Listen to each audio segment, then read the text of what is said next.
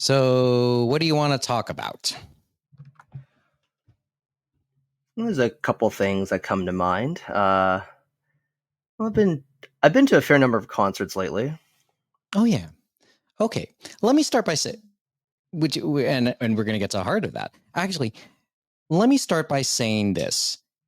Uh, in the years that we've been doing version 2 of this podcast, we've sort of expanded out a little bit of the mandate of the podcast, for better or worse. But it's because I'm of the belief that there is a lot of little overlaps with our fandom. There are other hobbies that nicely overlap with our interest in anime and manga. Video games is the easiest one.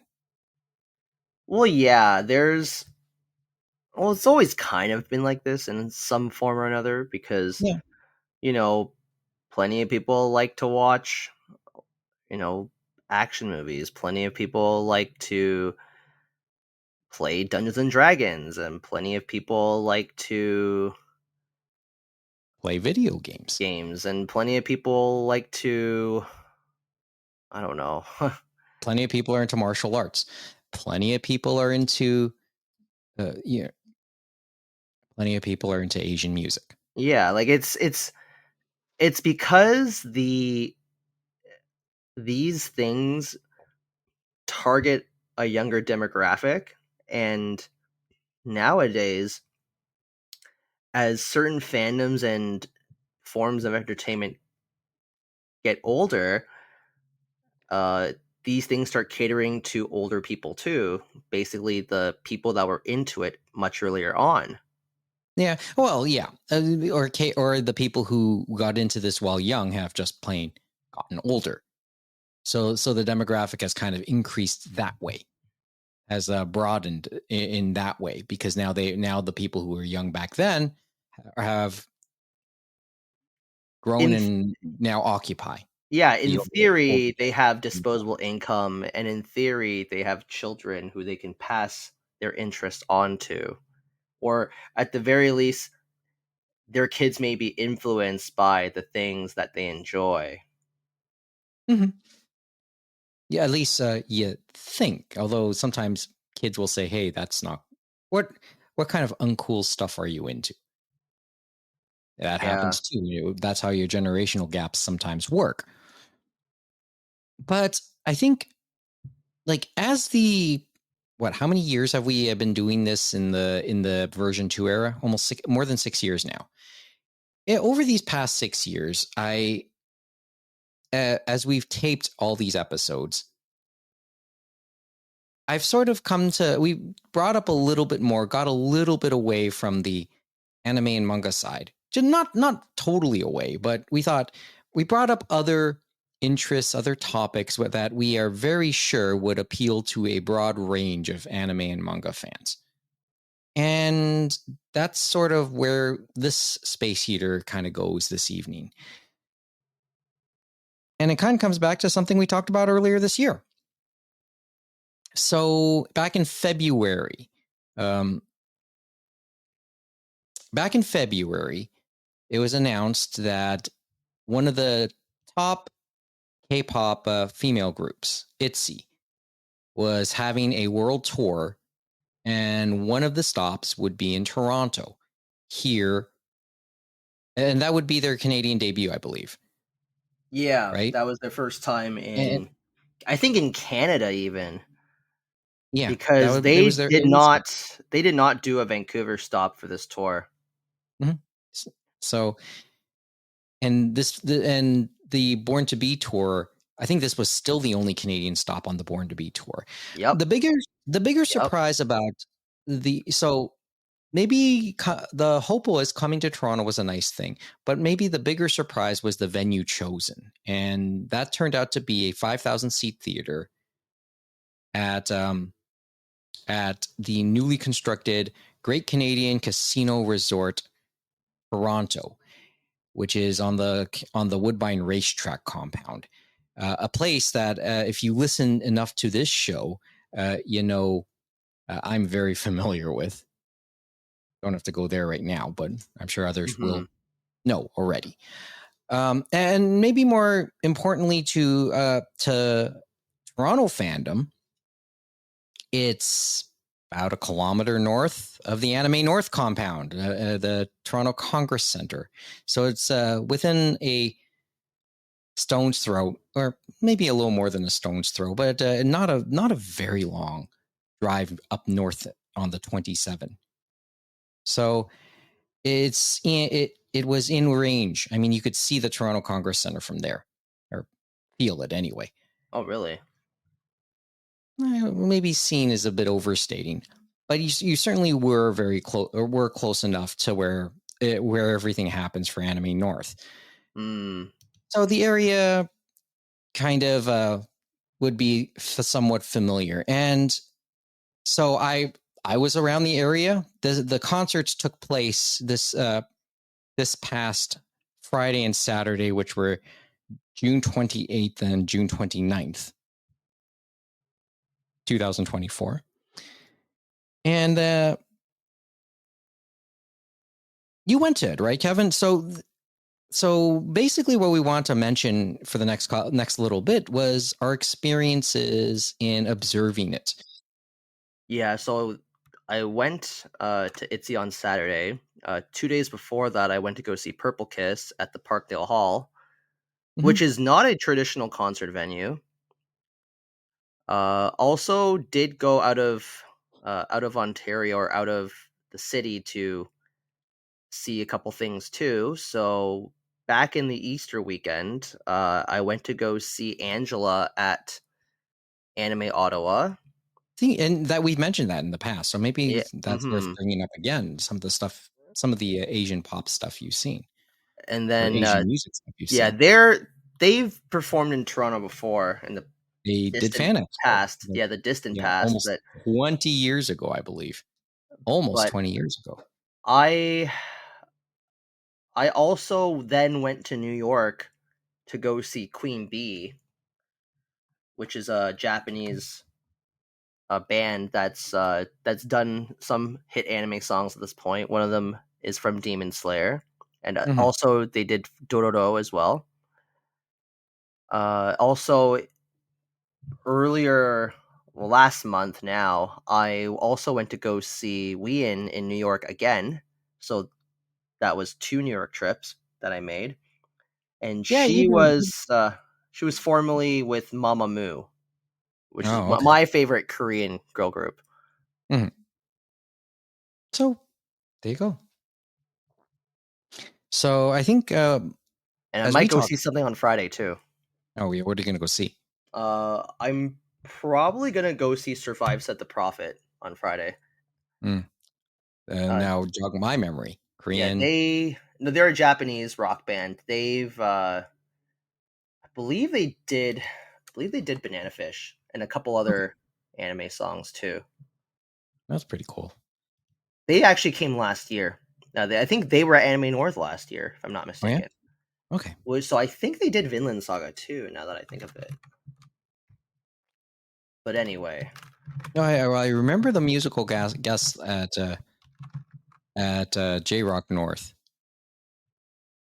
I remember hearing Vinland Saga being mentioned and all that, and what they did. So I'm thinking, and generally, and by default, your memory is better than mine anyway. Yep, they did Vinland Saga too. Cool. Okay.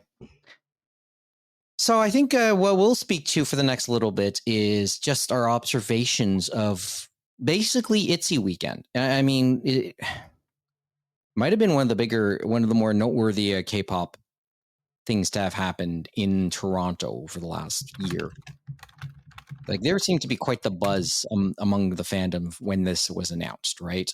And it was, and truth be told, ITZY could probably sell out a large arena. They could have sold out Scotiabank Arena or significantly filled it without much trouble. But yet, for whatever reason, and I think it might have partly availability, I think, they chose Great Canadian Casino Resort, which is a fairly new facility, right? And as I said, we'll speak to like Kevin's experience on the inside watching the concert, and then I'll speak to, well, since I was there for much of the weekend doing, well, my stuff. But I did see a lot of what was going on around the concert. I didn't see the concert itself or any part of it, but I saw a lot of what was going around it. So where do you want to go start? Inside the concert, or on your side, or outside of the concert on mine? I'm going to start with your perspective. Okay. The short version of it is a lot of it had an Anime North vibe to it. As I said, I feel comfortable talking about the overlaps and the mutual interests of our fandom, and the other things much of our fandom would be into. And K-pop is one of the more notable things these days, right? Even kimono fashion, like we can go on and on and on about what people are into. Probably encourage, and as we've talked about in past episodes, the encouragement of, you know, some people becoming a little bit more entrepreneurial with their interests. But going back to the K-pop side and how I saw it depicted often at Anime North, you often saw those dance parties outside, right? In the TCC parking lot. So you often would hear K-pop music and J-pop music blaring outside the raves. The one thing that always stuck out on Sunday is the kind of random dancing we see. There seems to be this tradition of this tradition, I guess, or this thing where you would hear 30 seconds of a K-pop song, and people can come out and randomly dance to it. Then it would switch to another song, and then others would start dancing. Mm-hmm. So that was something I saw on the outside, and this is like completely on the outside of the buildings. Now, just to give you a sense of the casino and how it's attached to the historic horse race track, because as I said, it's on the Woodbine racetrack property. The casino building is the new part, but when that casino was being built in front of it, it is attached to the old building, which is referred to as the Woodbine Grandstand. Yeah. In front of it, there was always a long courtyard-like driveway, and that was closed during the construction and redone. And now it accommodates as an entrance for both the main entrance of the main western entrance of the casino and the old grandstand entrance as it always existed. And that's where much of the gathering began. There was a lot of people. A lot of the concert goers actually were there hours before the 8 p.m. show. And they were just gathering in that driveway and courtyard. That's not a surprise. Yeah, just enjoying the time. It, as I said, on the outside, it felt like Anime North. And they were just blaring out music and just doing some random dances. The next day, on the Saturday, we had more, choreographed dance groups doing stuff. And maybe I'll put up a video of one thing I saw on the Twitter feed, or X, in the next little bit. So the reason why people show up hours and hours before the concert is because oftentimes merchandise is made available early. Oh, and yes. and if you want photo cards or albums, sometimes they're signed too, or you want a light stick to use for the show, you In need this to case, be there. yeah. And Yes, in this case, it was light rings, by the way. There was because these. they can only bring so many. Mm-hmm. So, and you've mentioned this before, the merchandise doesn't necessarily come out of thin air. This stuff is also kind of trucked in, almost imported in. Something like that? Like it's certainly not something you'd see widely available otherwise, right? Well, And they're often, starting to get a bit better now. Like, we are starting to get retailers that carry this stuff now, like on a slightly bigger scale. Like, what's that place called? That's in malls now. That I'm blanking out on. but it's a Korean shop, not. Well, I'm thinking of various cosmetic and accessory shops, I'm but blanking out. I can't believe I'm forgetting the name of this place. Like, they're in major malls now. okay. Uh, I'll look this He's up. looking it up, by the way. He is looking it up. Oh, Sakoshi Mart. There you go. And That's it. Okay. then, and you also have like little mom and pops that sell albums and laysticks too. Like, I think Sarah and Tom may have carried some at one point. I know Light Up K does. They're a newer K-pop store in East York. But Mhm. even then, it's like you can only get so many in. So, because of course, when you're there, you want to get those things because you don't know if you're gonna get one beforehand, or you don't know what photo cards you can get because there's going to be people that will buy a bunch because they may want to trade for the ones they really want, or they might resell them In other because yes, words, a yeah, a bargaining chip for later on. Just yes, something. So, and to your point, yes, the merchandise area, which was just on the inside, and I'm going to talk a little bit about some of the things that happened in the lobby, and it's a positive thing, but I have to go at length about this later on. There on the Saturday, I noticed there was a sizable lineup in front of the what would have been the merchandise inside. Well, one of the merchandise stands on the inside. There was a fairly long lineup before it opened at 4 o'clock. A lot of the uh, a lot of the little amenities and shops that would have been associated with the concert, whether it's a food and beverage or anything like or merchandise, weren't set to open until 4 o'clock. But the merchandise line, there was a sizable or noticeable lineup well before that, and these were for the yep, things like aside from the cards, the light rings, the t-shirts, the sweatshirts, etc. And there was a thing sold out. I speaking with them towards the end of night number one on the Friday night. They were pretty satisfied with how it was going. So the when I saw that lineup and knowing that there would be a race to him, and now with you bringing it up now, Kevin, maybe I shouldn't have been too surprised to hear about that. But sometimes merch opens at 11 or 12, mhm, 11 a.m., 12 p.m. So I'll speak to what I went through when I went to the Mamamoo concert last year in in New York. So I did go early. I actually went at around 2:30 p.m. or so, maybe 1:30 p.m. even. And mhm. there was already a line to try and get merch, and at the time we didn't know this, but they were actually selling signed albums, but it wasn't a thing where everybody signed one. It was one member would sign one album. Hmm. And so there were definitely people who uh, would try and buy more than one.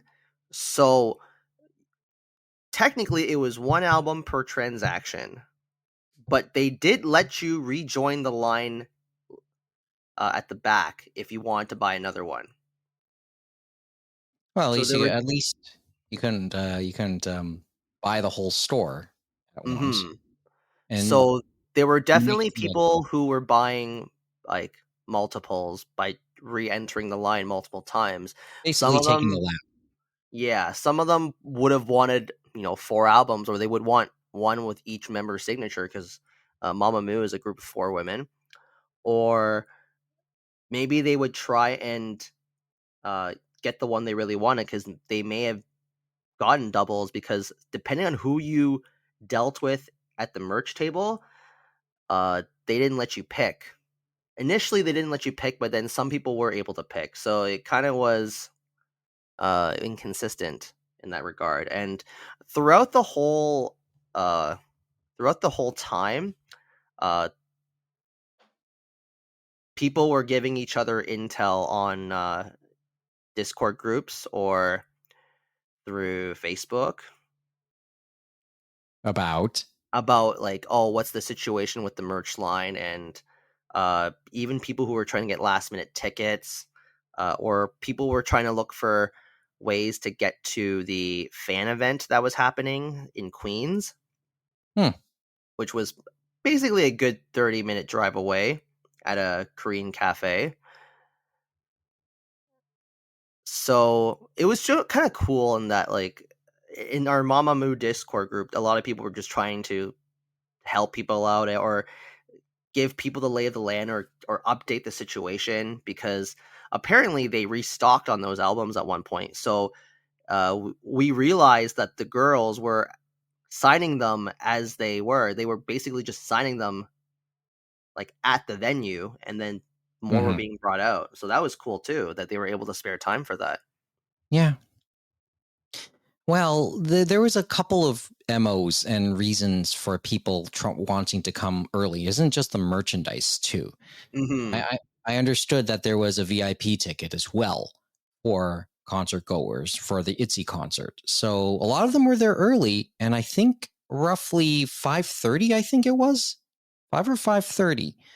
Those VIP ticket holders, and and there was a lot of them, and they were lined up already. They were allowed to come in briefly, maybe take their, or I don't know if they were allowed to stay in their seats actually once they got in, but they were allowed to come in and watch the sound check with the group. So come in and watch as ITZY did their final sound check, and would be in the process of the sound check. My understanding is they got to enjoy a 3-song set as well.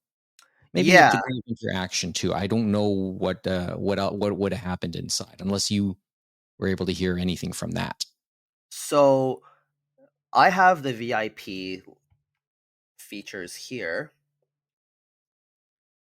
Each soundcheck VIP package includes one premium reserved ticket to the show. I don't know Mm-hmm. what that means, but okay.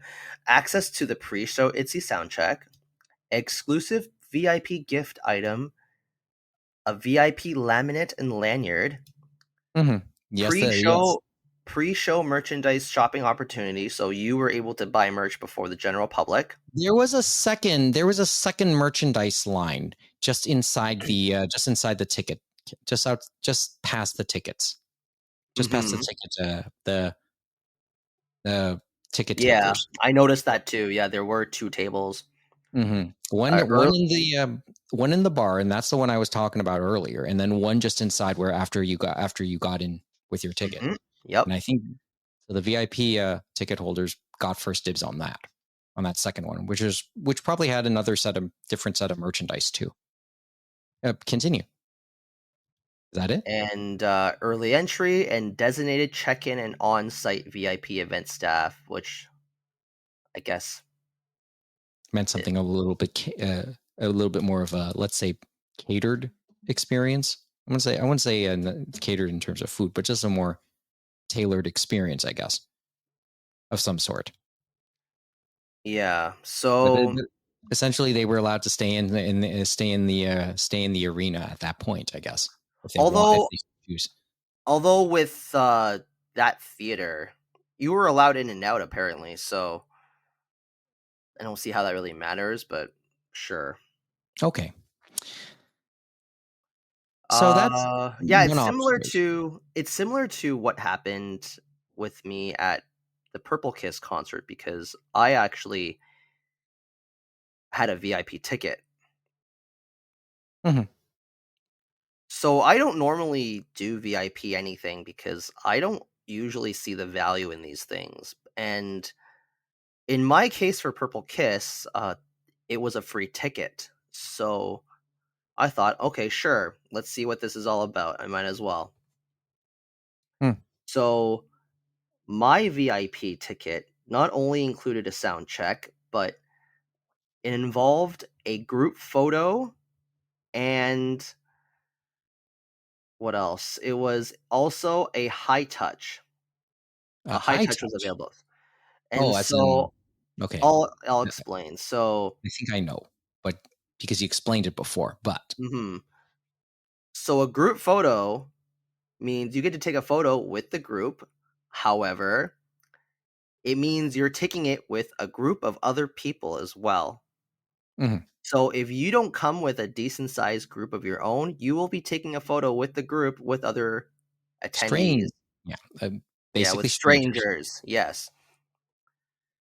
And then the high touch is where you walk by the group and you give them a high five. And if you can Basically, mhm. I've heard about that concept in Akihabara concerts, but yes.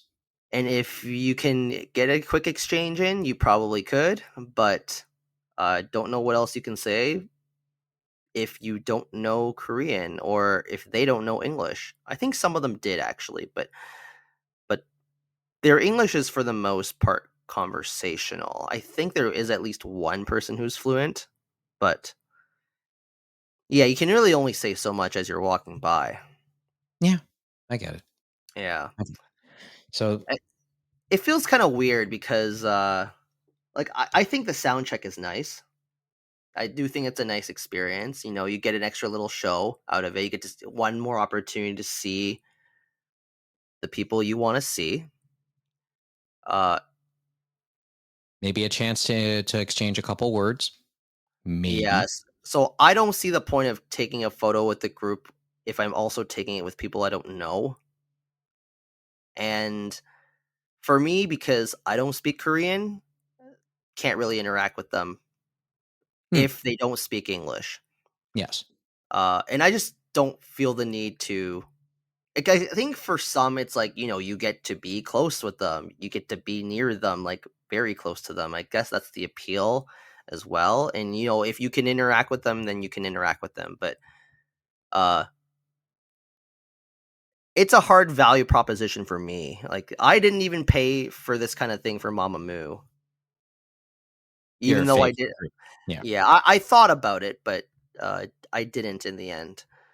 Uh, they did charge extra for taking photos with the group on your own, or if you wanted to take a photo with one specific member. That option was available if you wanted to pay more. I'm sure some did. I'm sure some would. Oh, there definitely were people who did. Yeah. But yeah, I did. That was something I noticed. And in the final lead up to the concert, and when they finally let the rest of the concert goers in, it was a very long lineup that snaked not just through the the west lobby of the casino. It extended all the way down a little hallway that connects the casino side with the old grandstand, and so the lineup went well into the grandstand as well. It's a 5,000 seat arena, which I guess would be small compared to where we think the other places they probably performed a concert, but I'm sure a nice stage anyway, and I would like to think ITZY appreciated a little bit the slight intimacy of something slightly smaller, but no less enthusiastic, right? So that Mhm. was the thing. Those were my observations, and yes, I'm going to talk about some of the people I talked with as well, because as I Okay. said, everyone was there just to have a good time, whether it be concert goers or loved ones. More on that a bit maybe towards the end, but really that's much of the initial observations I made. And really anything else I'll say, I think I have to kind of leave until after we hear a little bit more about what happened on the inside. And Kevin, you went to the Saturday show. Kind of, it sounded like it was last second. Oh, So I went on the Saturday, yeah, and I did buy my ticket the day of. So this concert sold out very quickly, so fast that they added that second show. I'll be honest, I do not know exactly when that second show was added. And yes, let's go back to February because that buzz was there. It was on TikTok. There was a lot of buzz about the Toronto date among fans about that Toronto date, and people were maybe a little bit upset or not happy that it turned out to be a small venue compared to where other stops took place. But so not too long after the second date, not too long after, I'm told the second date was added. But you were able to get it last second. Day of. So as I suspected would happen, last minute tickets were made available in the days before. But instead of buying those closer tickets that freed up for $240, I elected to buy a resale ticket for about half of that price towards the back. And I still thought the view was pretty good. I was okay with what I saw, like from my vantage point. Mm-hmm. Truth be told, I have not seen the venue myself on the inside. I haven't seen the actual concert hall.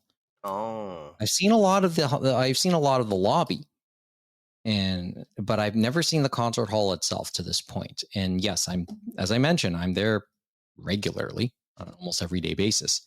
So we just never get a chance to really get that far out.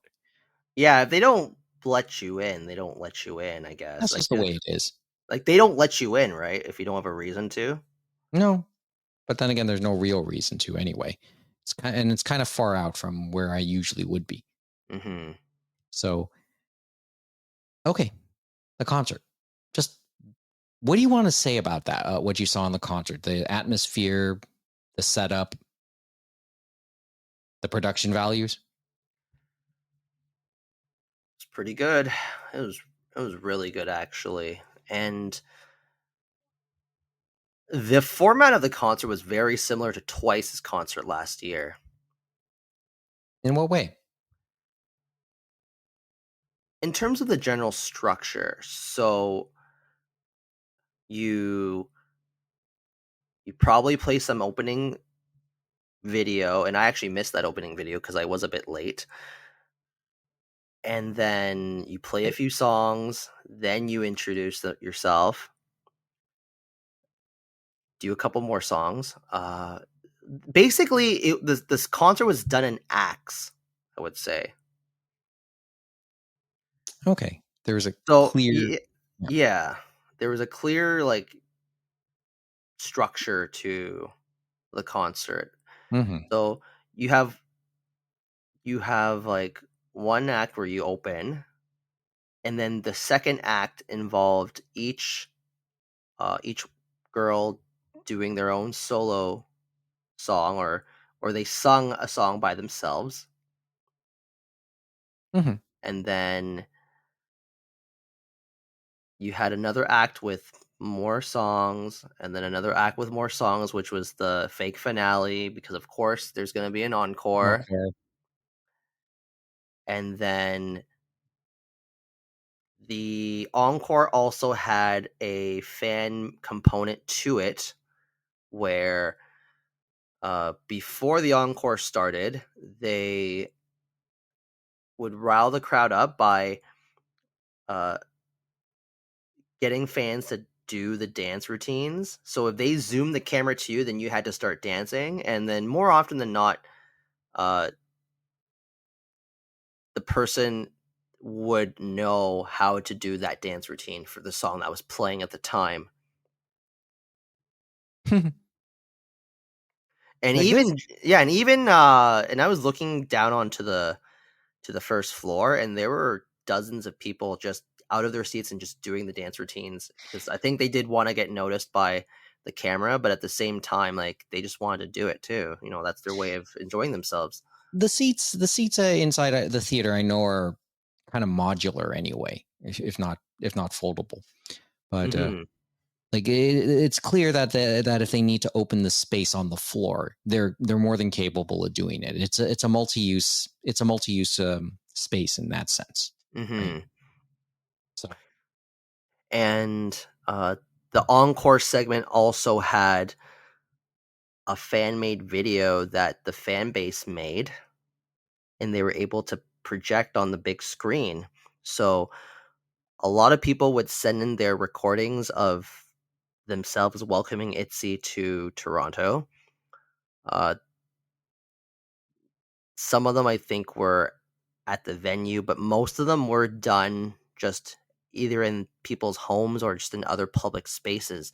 One that really was touching was one girl welcomed them in, and then they also said, "Oh, hopefully you come back next time, and that Leah comes as well." And that Leah, seemed to be the yeah. talk. And let's talk a little bit about that for a minute here, because Oh, was that like a big thing? Because so Leah's been on hiatus for several months now. yeah, I actually did not know this until like the night of the concert because I just haven't been following uh, K-pop lately. well, I had already known, like many of the promotional images, many of the posters we've seen depicts ITZY right now as a four girl group, as a 4-member group, but it's actually 5, Hmm. and one of its members is that's Leah, and she didn't come. She hasn't been. She's been on leave for some time. So, what do we know about that story? What do you know about that story? Believe it's anxiety Mm-hmm. among like one or two other things. The stress Uh, of the K-pop world, right? and I interestingly enough, I hadn't followed Purple Kiss in a couple years, so I also didn't know they lost a member as well during that time, and they left for health reasons, from the sounds of it. But yeah, So it wasn't 7 girls, it was 6 girls at that point, performing, yeah. mhm, And I also didn't know until the day of the concert for that. right. One thing I've seen a lot of when I look up ITZY and I look up some of the stories, there's a lot of videos, a lot of fan well wishes for Leah. So her presence was certainly her lack of presence was certainly felt. Fans clearly missed her, and it was you know there's something touching about that. Yeah, I found. the venue definitely reacted to that one person's recorded clip. There was a lot of awes and like, oh, like kind of reactions. Mm-hmm. Uh, in terms of overall production values, that this is what, like, with what I saw, it's like, that they're backed by a big company, and JYP is as big as they come. Yeah, I the some of the pictures I've seen. Okay, first of all, let me give a sense of the usual setup. Yeah, there's the stage, and there's two reasonable sized screens on either side. But the stage itself was a big screen. It's in the back as well, right? Like there's. Yes, that's the case. Mhm. I did not realize that because I've seen pictures from the first concert. I don't recall seeing that, although maybe I should double check, right? And it just sounded like a cool idea. Just sounded like they didn't spare too many expenses just to make it look good. Hmm. Like live band? Live No. band. I think they had 10 or 12 backup dancers. Mm-hmm. I remember seeing that in some of the pictures.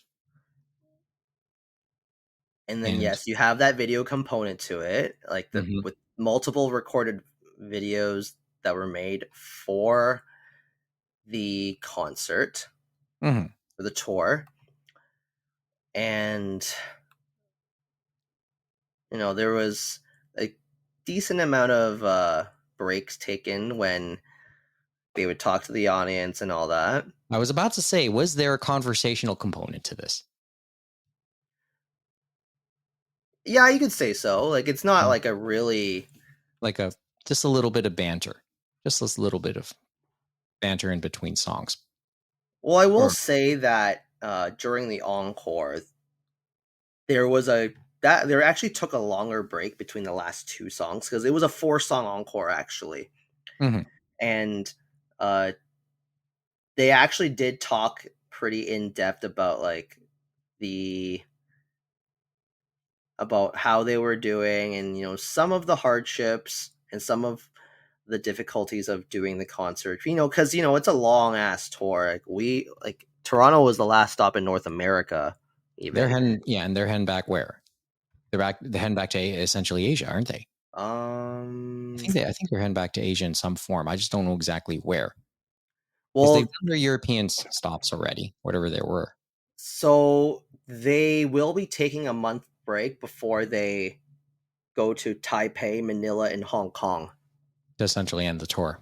and then that will end the tour. Yeah, and there's like a it's not like in quick succession either, because Taipei is July 20th, and Manila is August 3rd, and then Hong Kong is August 10th.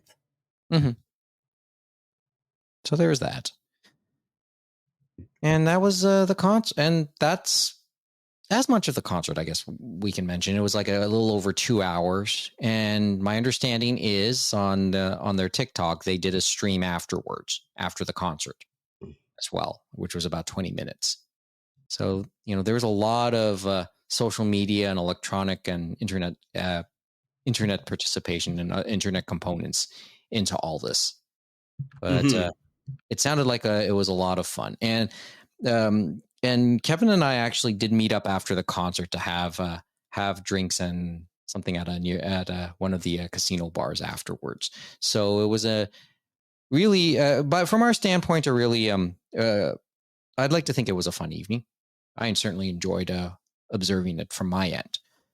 Yeah. So, but I will. Okay, so let me come back a little bit to the lobby and the casino itself and how it handled the concert, and maybe what the future could hold.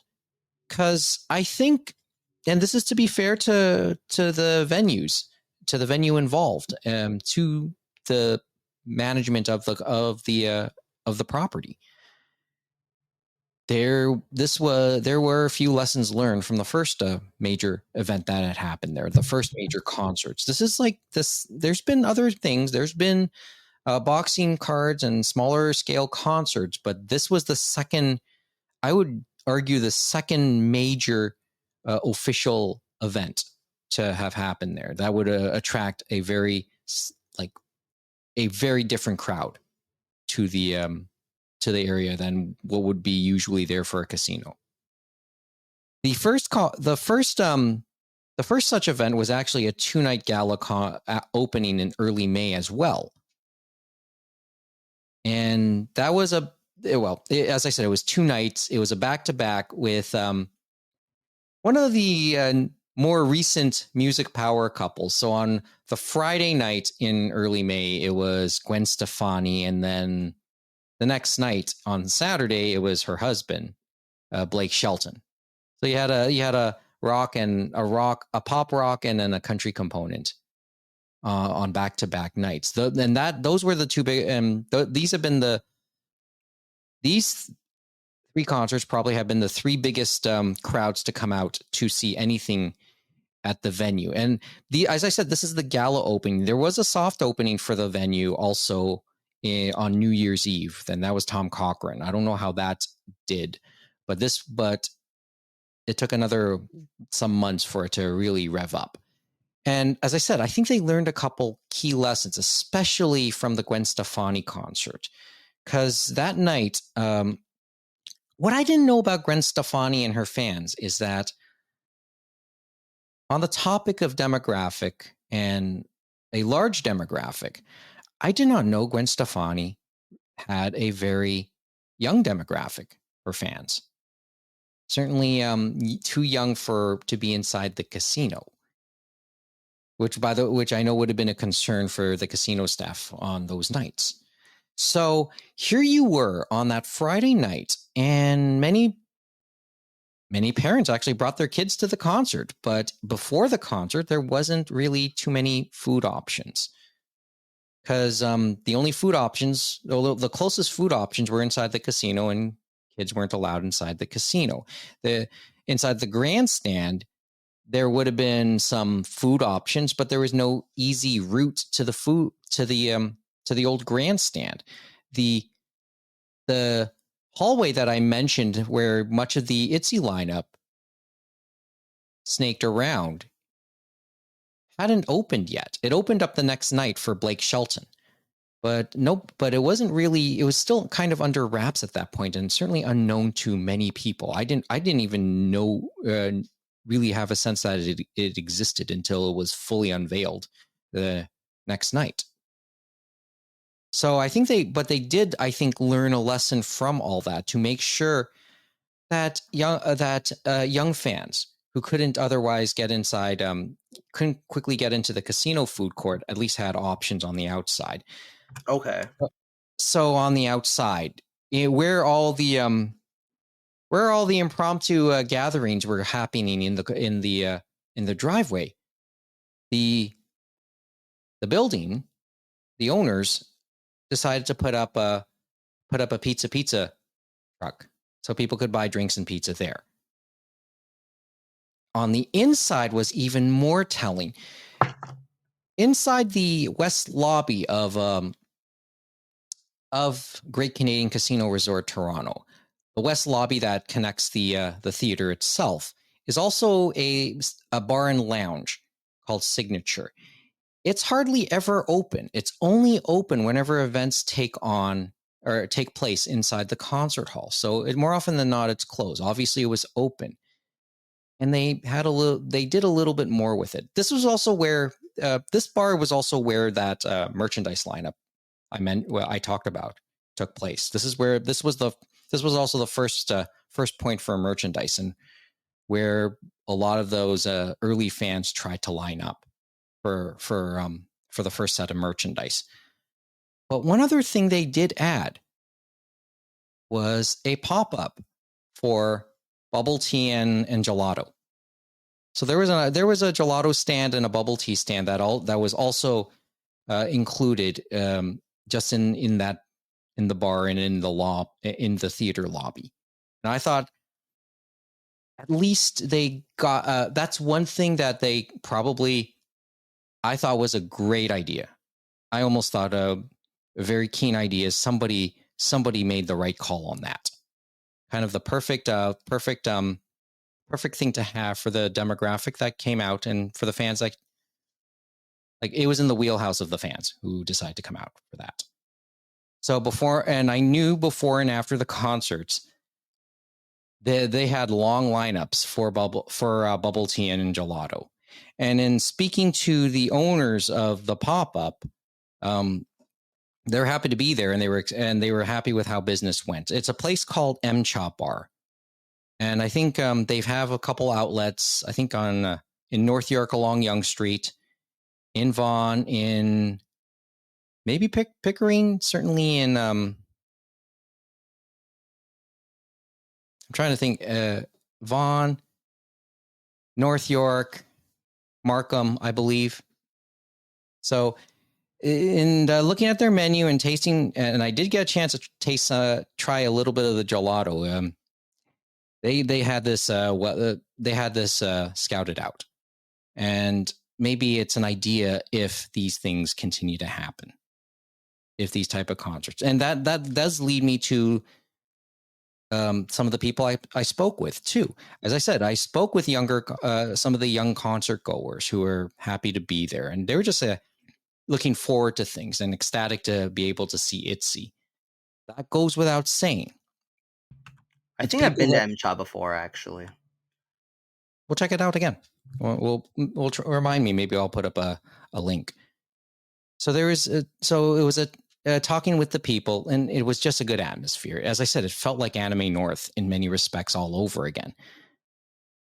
But you might have heard all these stories about maybe when of rock bands and popular music acts. Yeah, many who went were teenagers, and those that accompanied them were maybe parents who didn't necessarily have tickets, but had to wait for them, right? So maybe the lounge and having that bubble tea pop up turned out to be an even bigger blessing for the parents who decide to wait for their kids after as they enjoyed the concert.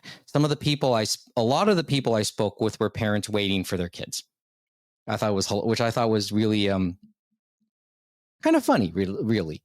I remember how I started one conversation with some parents, and asked them how their evening was, and the lady said, "Well, my husband broke even inside the casino," and I just joked, and I just thought, "You're also waiting for your kids, right?" Yes, and essentially the bar was their waiting area. They had a couple teas, they had a dessert. And that wasn't the only instance. There were a lot of parents waiting inside the bar for their kids to come out of the concert as well. Makes sense. So Yeah. I think That's kind of cool that they at least broke even. It's always nice that you're not losing. yeah, I'm always happy to hear about that myself. It's better than seeing people losing, trust me. But that just said a lot to me. And I said, okay, so you knew that that this venue isn't large; it's kind of out of the way. But these same people I were talking to, one of them just simply said, "No, it's a great place to be because it's better that like we live out in Vaughan.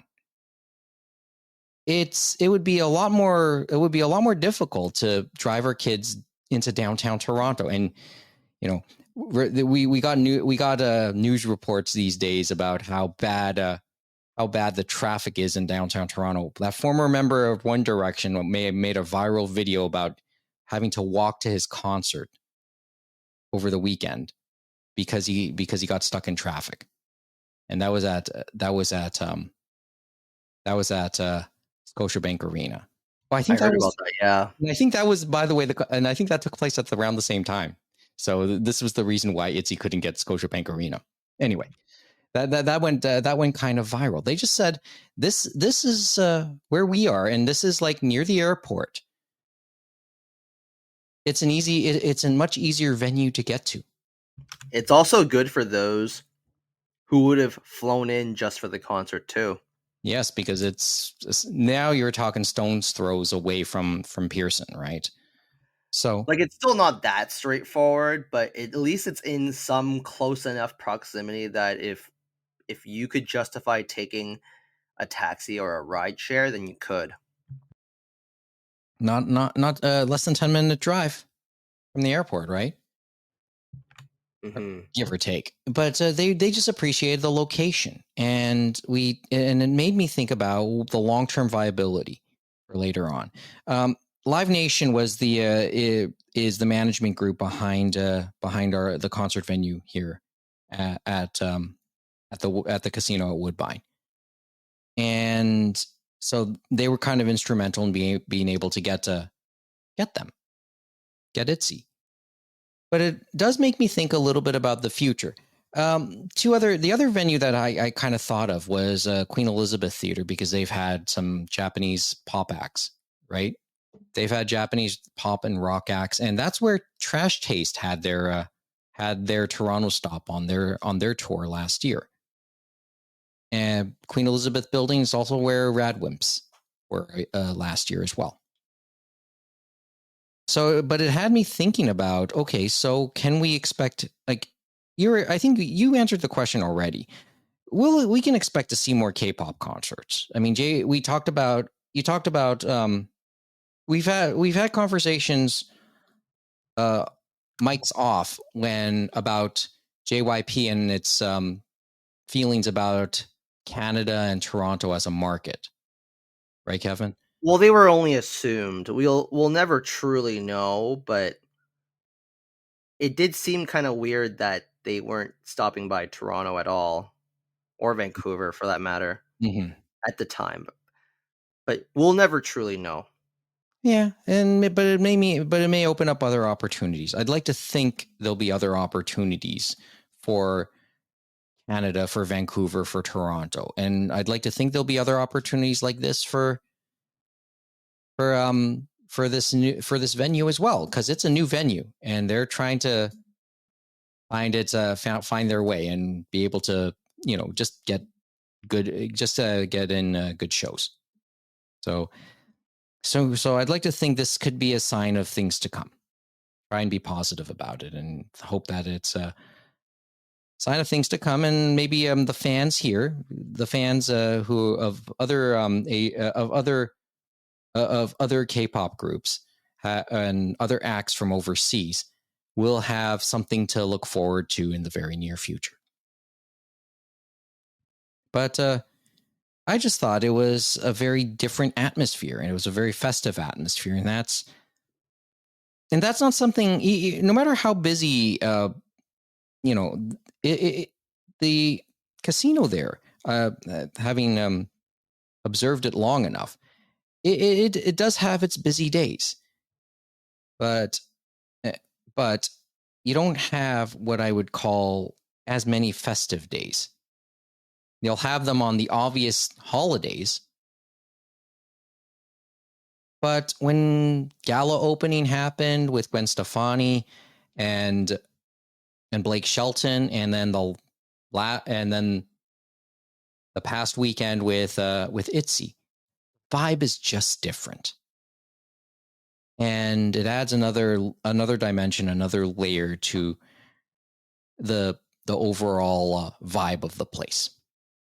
So I kind of enjoyed soaking all that in, even though I never had the chance to see the concert. And talking with colleagues who were able to take a day off to be able to go to the concert too, it sounded like they just had a lot of fun. So I'd like to think this could be, we could be onto something, and this, we can hopefully be able to see this again real soon. But really, that's it. That's why we want to come on the air tonight. That's why we want to chat. Just to talk a little bit about this. It really did have a, I don't know how to put this. Going from Purple Kiss to ITZY really does show the power of having like a big company backing you, because when I look at Purple Kiss's concert, I would say it was definitely a more intimate experience, because the venue was a lot smaller. It wasn't even held in a traditional venue where you would do a concert of that scale. So there was no video. They how do I put this? The sounding wasn't that great, because there were times where the speakers kind of drowned out the singing at times.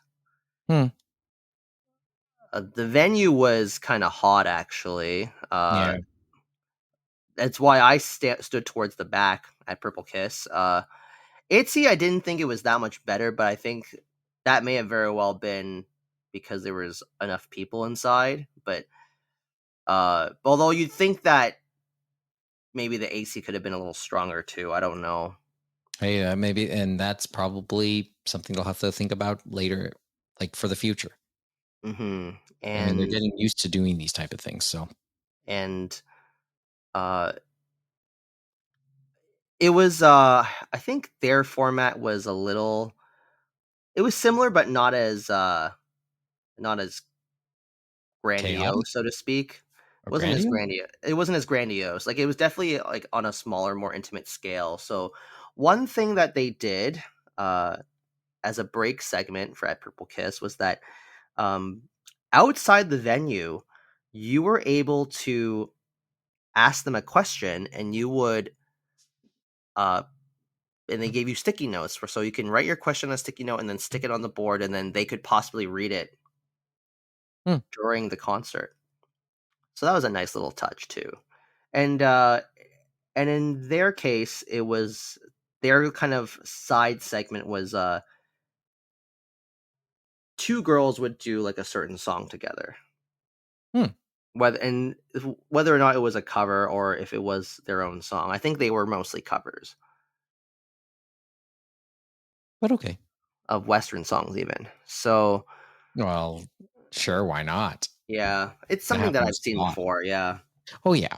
I mean, I would see you would see a lot of overseas acts, Japanese and Korean, probably be fans of Western of a lot of North American and European stars, and they would cover them, right? Yeah, and one thing to note with ITZY was that they had multiple outfit changes. So I believe each set, because I said there was 4 or 5 like sets, there was a there was an outfit change for each set. Purple Kiss did do, I think, one outfit change, I recall.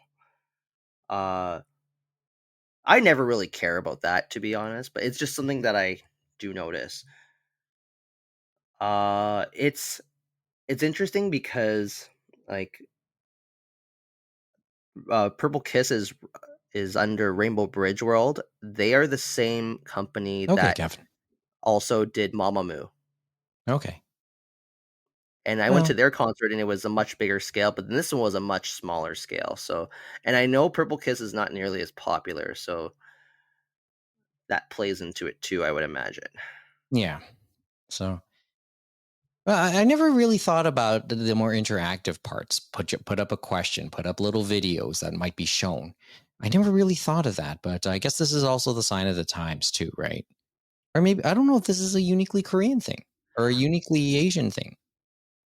It definitely feels like something you'd see with Korean concerts. I haven't seen this with any Japanese concerts except for Perfume. I think that was the one time where I saw more visual stuff, but Yeah, but Perfume is something else altogether. They really do love their visuals. I mean, that's been their MO all these years.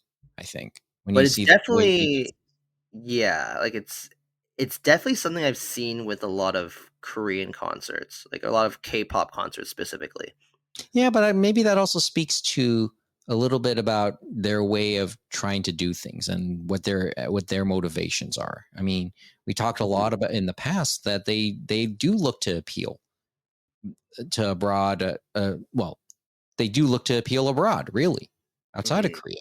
They do look for that. So maybe that's just another layer to working towards that.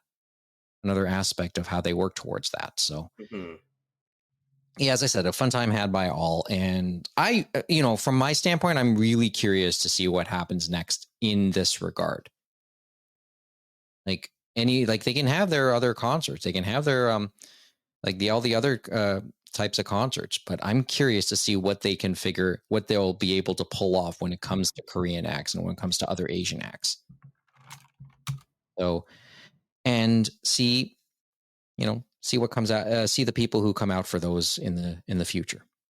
But as I said, just I thought some of the fans here, some of our listeners would be curious to know about all that. And since we brought it up numerous times in the 5-6 months since it was announced, whether it was when it was originally announced or when Lawrence and I were talking about it a little bit, I thought people would be curious to know what happened when the concerts did from both outside of the venue and inside the venue. So thanks for the thought, Kevin. Oh yeah, okay. So before we go this evening, I did look just off topic before we go this evening, Kevin. Um, Mhm. I looked through Humble Bundle this evening. And I got a couple emails. Were you ever a Muv-Love fan, or have you Well, ever heard of it? I was a Kimi no Nozomu AN fan. Yeah. Never got around to playing the Love visual novel or watching any of the iterations of the anime Okay. that have Yeah. come over And the years. Like well, I and did, I did look for the HCGs at one point, but that's about the extent of my yeah. Well, experience with Love. like the thing is like all these years later, and we're talking 20 years now since Rumbling Hearts Kimi no Zo and Yep. Muv-Luv and how they're related. Which I need a bit of a refresher on. It's been that long, but let's save that for another time. With you and James, maybe you can explain Yes, it to me a that little bit. was what Funimation called it. Yes, Yeah, back in the day. right. And well, if you're on Humble Bundle, guess what's on sale? The visual novel. Yes, but I get the feeling they're PG'd. I know they did take out a lot of the adult in subsequent releases. Some of the adult content was taken out, so it wouldn't shock me. But also available is a digital manga set. A manga, like there was a manga based on that was based on it, and that's also available. So we have two separate Humble bundles: the games and the manga, or the visual novels and the manga. Some digital mangas, so those might be worth checking out. Okay, just thought I'd bring it up, see if it would catch your attention. Oh, I know it's very well regarded. Mm-hmm. So it's the entire, like basically the entire Muv-Luv universe. It's 10 games. I think it's like 35 Canadian for all 10 for with a Steam account. So, but something I thought I'd bring up before we go tonight, and maybe something to look forward to in another discussion. Hopefully, and there's a lot of stuff to talk about anyway. But hopefully we can talk again soon. It is just the first couple days of July, so there's plenty of time. We have plenty of time to get the quota in. But we said that in June too. So we got to tape episode 9. We got to tape episode 9 actually. Yeah. Well, enjoy that. I got a concert you on did Friday mention as that. well, actually. Yeah. Is that Survive where you going again? Profit. Yeah. Yeah. Survive Such a Profit at Lee's Palace. There you go. Well, maybe I should. You should prep up for that. Just don't get hurt, okay? I'll be fine. Yeah. I've been to Lee's before. I don't usually mosh, so it's fine. see, I'm thinking about what happened when Bart and Milhouse went to see Spinal Tap. That was years ago. Anyway, but that's all we have on our mind for the Space Heater chat this evening. So if you have any questions or comments, animeroundtable.com is our linktree page, and we're on our most socials at Anime Roundtable. So check us out or send us a message through those. But that's all we got for now. 5-star review, please. Yeah, thank you. This isn't a regular episode, but yeah, that's all we got. Like I said, that's the third time I've said it. So hopefully next time we talk, it'll be episode 91. And the others will be around as well. Talk to you then. See you later.